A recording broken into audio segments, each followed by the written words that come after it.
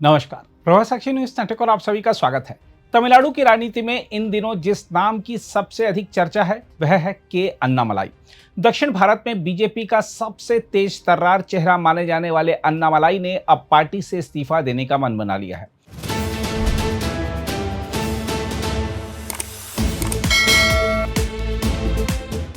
भरोसेमंद सूत्रों के अनुसार वह दिल्ली पहुंच चुके हैं और मंगलवार को पार्टी नेतृत्व के सामने औपचारिक रूप से अपना निर्णय रख सकते हैं। यह केवल एक इस्तीफा नहीं माना जा रहा, बल्कि तमिलनाडु की राजनीति में आने वाले एक बड़े भूचाल का संकेत भी समझा जा रहा है। पूर्व पुलिस अधिकारी से जननेता बने अन्नामलाई ने पिछले 6 वर्षों में जिस तेजी से अपनी राजनीतिक पहचान गढ़ी, वह किसी भी नए नेता के लिए मिसाल कही जा सकती है। भारतीय पुलिस सेवा की प्रतिष्ठित नौकरी छोड़कर राजनीति में कदम रखने वाले अन्नामलाई ने बहुत कम समय में खुद को बीजेपी के सबसे प्रभावशाली दक्षिण भारतीय नेताओं में शामिल कर लिया। उनकी सभाओं में उमड़ती भीड़, धारदार भाषण और संगठन को जमीन पर खड़ा करने की क्षमता ने उन्हें अलग पहचान दी। यहां तक कि उनके विरोधी भी उनकी ऊर्जा, कार्यशैली और राजनीतिक समझ की खुलकर सराहना करते रहे हैं। सूत्रों के मुताबिक अन्नामलाई ने दिल्ली पहुंचने से पहले ही अपना मन बना लिया था।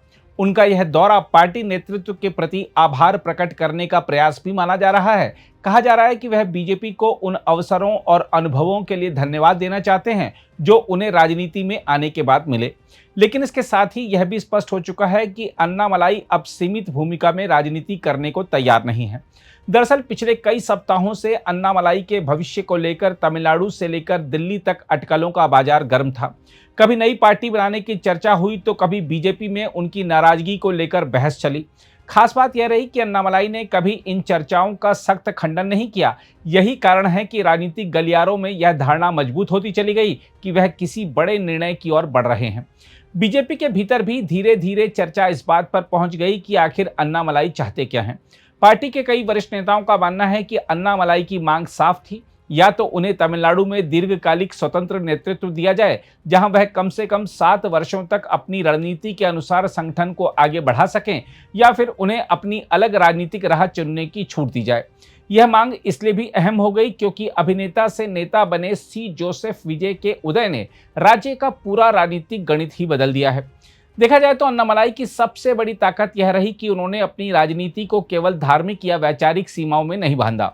उनके भाषणों में तमिल पहचान, सुशासन, भ्रष्टाचार विरोध, विकास और प्रशासनिक सुधार जैसे मुद्दे प्रमुखता से दिखाई देते रहे।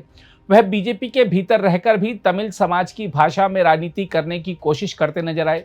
यही कारण है कि उन्हें पारंपरिक राजनीति से अलग एक आधुनिक और आकांक्षी नेता माना गया।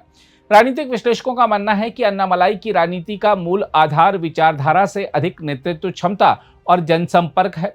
उनके समर्थकों का कहना है कि वह किसी स्थापित ढांचे में सीमित रहने वाले नेता नहीं हैं, बल्कि वह अपने लिए व्यापक राजनीतिक स्थान चाहते हैं। यही बेचैनी अब बीजेपी के लिए चुनौती बनती दिखाई दे रही है। देखा जाए तो तमिलनाडु में विजय की लोकप्रियता बढ़ने के बाद यह बहस और तेज हो गई कि यदि अन्नामलाई को पहले से अधिक स्वतंत्रता और महत्व दिया गया होता तो शायद राज्य में बदलाव का सबसे बड़ा प्रतीक कोई और नहीं बल्कि वही होते। चुनाव से पहले उन्हें जिस तरह सीमित दायरे में रखा गया और गठबंधन की राजनीति में बांधा गया, उससे उनके समर्थकों में असंतोष भी बढ़ा। इसके बावजूद राष्ट्रीय जनतांत्रिक गठबंधन के सबसे लोकप्रिय प्रचारकों में अन्नामलाई का नाम शीर्ष पर बना रहा। अब सवाल यह है कि क्या अन्नामलाई नई पार्टी बनाएंगे? राजनीतिक जानकार मानते हैं कि यह रास्ता आसान नहीं होगा क्योंकि तमिलनाडु में पहले से कई क्षेत्रीय दल मौजूद हैं। फिर भी यह सच है कि यदि अन्नामलाई कभी स्वतंत्र राजनीतिक मंच बनाते हैं तो वह शुरुआत से ही मजबूत चुनौती पेश कर सकते हैं। खासकर पश्चिमी तमिलनाडु और पिछड़े वर्ग के मतदाताओं के बीच उनकी पकड़ को नजरअंदाज नहीं किया जा सकता। आज स्थिति यह है कि कुछ वर्ष पहले तक अन्नामलाई की चुनौती तमिलनाडु में बीजेपी को बड़ा बनाना थी, लेकिन अब परिस्थिति उलट चुकी है। अब चर्चा इस बात की है कि क्या बीजेपी जैसी पार्टी भी अन्नामलाई जैसी ऊर्जावान, महत्वाकांक्षी और जनाधार वाले नेता के लिए पर्याप्त राजनीतिक स्थान दे पा रही है। तमिलनाडु की राजनीति के इस मोड़ पर अन्नामलाई केवल एक नेता नहीं बल्कि परिवर्तन की उस बेचैनी का चेहरा बन चुके हैं जो राज्य की पारंपरिक राजनीति को नई दिशा देने की क्षमता रखती है। अगर आप भी लेना चाहते हैं देश दुनिया की तमाम जानकारी तो आज ही सब्सक्राइब करें हमारे चैनल को। साथ ही नीचे दिए बेल आइकन को जरूर दबाएं ताकि हर अपडेट आप तक पहुंच सके।